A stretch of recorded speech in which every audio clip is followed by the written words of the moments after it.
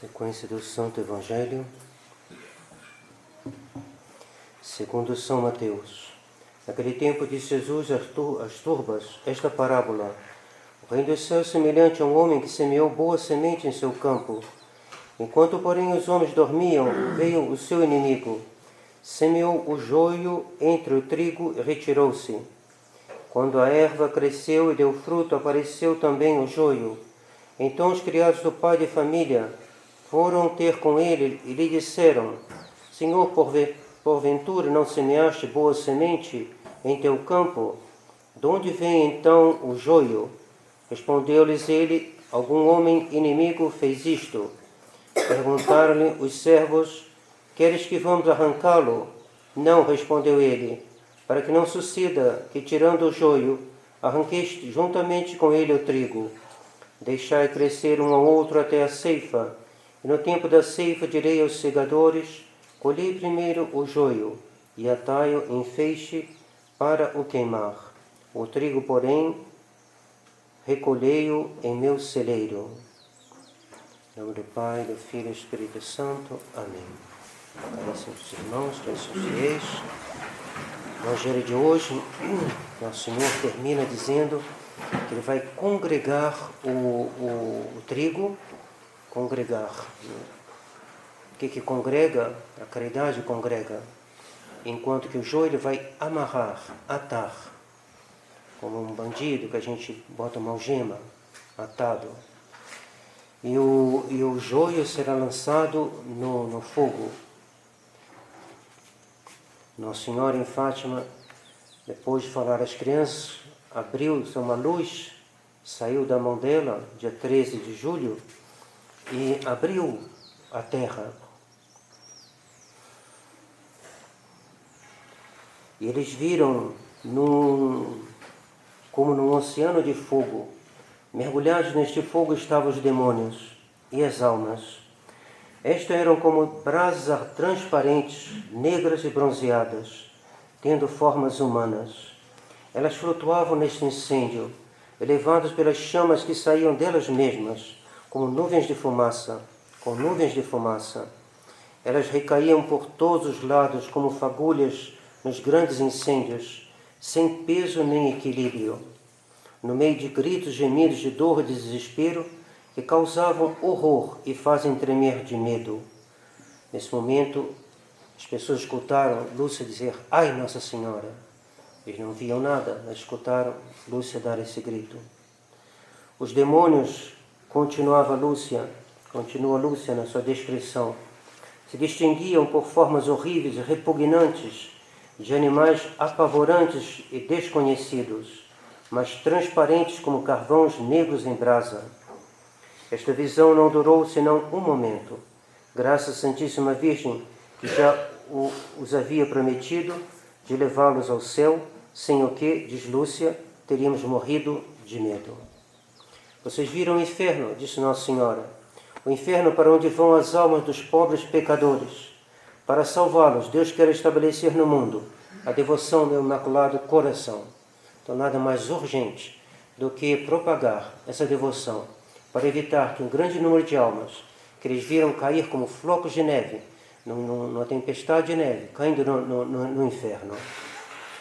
Eis aí então o que é de mais urgente, mais oportuno a fazer: estabelecer no mundo, dentro das nossas possibilidades, estabelecer primeiro na nossa vida e depois colaborar para que essa devoção se alastre nas outras famílias, nas outras pessoas. Estabelecer esta devoção, como fizeram as crianças de Fátima. Jacinta, constatava Lúcia, estava muito impressionada por certas coisas reveladas neste segredo do dia 13 de julho. A visão do inferno havia causado horror a um tal ponto que todas as penitências e as mortificações lhe pareciam insuficientes para conseguir preservar algumas almas do inferno. Como é possível, se perguntava a irmã Lúcia, que Jacinta, ainda tão pequena, se não me engano, Lúcia tinha 10, Francisco tinha 9 e Jacinta tinha 7. Jacinta, ainda tão pequena, pôde ter sido animada por um tal espírito de mortificação e de penitência? Parece-me, dizia ela, que foi primeiramente por uma graça especial que Deus quis conceder a ela, por intermédio do Imaculado Coração de Maria, mas também porque ela viu o inferno e o triste estado das almas que aí caem. Ela viu o inferno.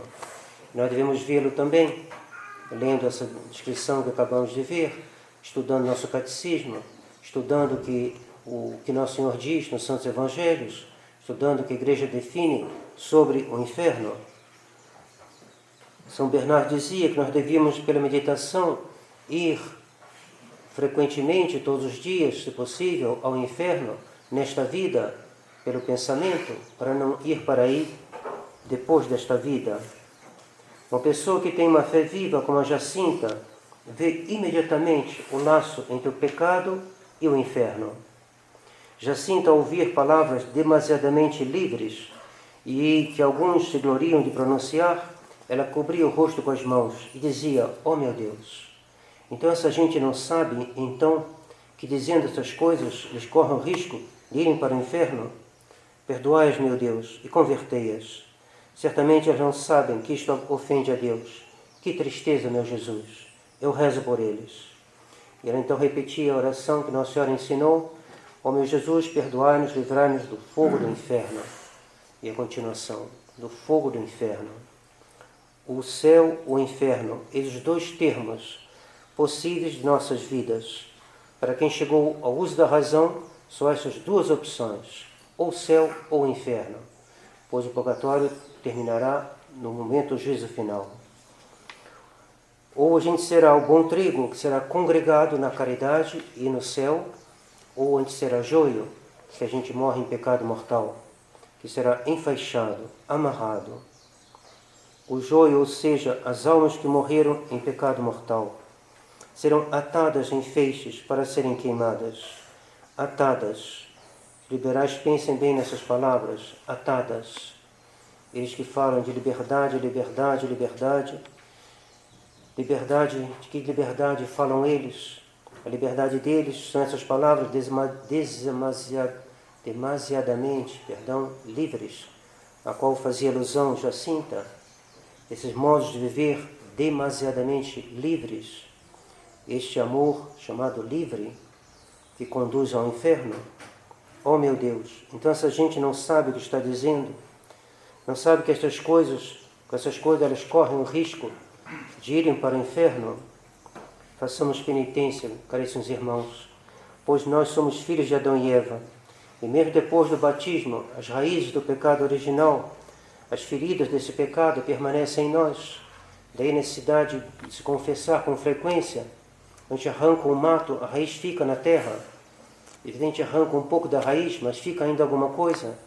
E o que fica, brota de novo. E o pecado original deixou em nós feridas, que são como raízes. E a confissão ajuda a arrancar essas raízes. E esse trabalho deve ser feito até o fim da nossa vida. Mas quanto mais a gente tem a contrição, quanto mais a gente recebe o sacramento da confissão, a gente arranca essas raízes de pecado que estão em nós. É preciso arrancar então as raízes pacientemente, pela oração e a penitência e o sacramento da confissão. Depois da aparição do 13 de outubro e do milagre do sol diante de 70 mil pessoas, as crianças voltaram para suas casas. Como havia muita gente, um senhor botou Lúcia no seu ombro e ela ia falando, dizendo às pessoas, dizendo a todos: penitência, penitência, penitência, façam penitência, porque Nossa Senhora pediu para fazer penitência. As pessoas dizem que ela parecia um profeta, falava com a autoridade de um homem de Deus, de um profeta, que repete as palavras de Deus. E as pessoas estavam realmente impressionadas e profundamente contritas e penetradas das palavras de Lúcia, que tinha acabado de ver Nossa Senhora. Por que Nossa Senhora não mostra o inferno aos pecadores? Perguntava Jacinta a Lúcia. Se eles vissem o inferno, eles não pecariam mais para não irem para lá. Você devia dizer a Nossa Senhora para ela mostrar o inferno a toda a gente. Você verá que eles se converterão. E ainda, eu vou para o céu, mas você, Lúcia, você vai ficar aqui. Se Nossa Senhora o permite, diga a todos como é o inferno. Porque no início era um segredo. Nossa Senhora mandou guardar aquilo em segredo. E Lúcia revelou mais tarde, alguns anos depois. Nossa Senhora mandou ela aprender a ler e escrever. Depois ela botou por escrito, que ela viu. E assim a gente ficou sabendo. Então, Jacinta dizia, né, eu vou morrer, eu vou para o céu, junto com Francisco, mas você vai ficar. Então, se Nossa Senhora permite, Nossa Senhora permite revelar o segredo, diga a todos como é o inferno. A gente já sabe pela fé, essa visão nos ajuda. Diga a todos como é o inferno, para que eles não cometam mais pecados e não caiam no inferno. Quais são os pecados que essa gente faz para ir para o inferno? Perguntava Jacinta. Não sei, respondia Lúcia. Talvez o pecado de não ir à missa no domingo, de fato é um pecado mortal. De roubar, de fato é outro pecado mortal. Dizer palavras feias, de amaldiçoar, de jurar. E assim retomava Jacinta. Por uma só palavra eles vão para o inferno? Sim, responde Lúcia, porque é um pecado. Cuidado com o pecado. Pecado merece o inferno. Curadas ficava transtornado, dizia, por um momento de prazer, uma eternidade de sofrimento. Ser amaldiçoado por aquele que só sabe abençoar. Que tragédia é um pecado. O pecado merece a maldição de Deus. Ser amaldiçoado por aquele que só sabe abençoar. O que custaria a eles, continuava Jacinta, de se calar e de irem à missa? Que tristeza me causam os pecadores. Ah, se eu pudesse mostrar a eles o inferno. Mas eles o mostraram, pois Lúcia nos revelou, botando por escrito, o que eles viram quando Nossa Senhora abriu o chão e mostrou para eles aquele oceano de fogo. A fé já nos mostra o que é o inferno. A visão das 3 crianças confirma o que a fé já nos ensina. Há um inferno e ele é eterno. Aí se sofre de maneira indescritível. Aí há um fogo inextinguível que queima as almas. Queima as almas. As almas ficam ligadas a esse fogo e depois da ressurreição, depois do juízo final, estarão com seus corpos. Esse fogo então as devorará ainda mais. Mas desde já há uma conexão misteriosa de um fogo real que queima as almas, que faz mal às almas. E aí elas são atormentadas pelos demônios, elas são atormentadas pelo remorso, pelo desespero e pelo ódio. No inferno só há blasfêmias, só há inimizade, só há sofrimento muitíssimo superior a tudo que a gente pode sofrer na terra.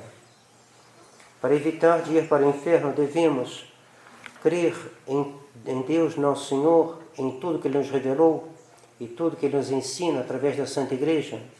Devemos receber o batismo, viver em estado de graça, obedecendo aos 10 mandamentos da lei de Deus e os 5 mandamentos da Igreja. Devemos também rezar e oferecer sacrifícios pela salvação do nosso próximo. Fazei penitência, senão vós perecereis todos, dizia Nosso Senhor nos Santos Evangelhos. Não nos cansemos de fazer sacrifícios e aos fazê-los digamos, meu Deus, é por vosso amor, pela conversão dos pecadores, em reparação pelos pecados cometidos contra o Imaculado Coração de Maria, e podemos acrescentar pelo Santo Padre, como faziam as crianças de Fátima. Levemos a sério a nossa vida. Nossa Senhora em Fátima não sorriu nem uma vez. Ela estava séria. Séria porque os tempos em que vivemos são terríveis e só ela pode nos salvar da morte eterna. A condição de levarmos a sério o que ela nos disse com seus avisos e pedidos. Ave Maria Puríssima. Pai, do Filho e do Espírito Santo. Amém.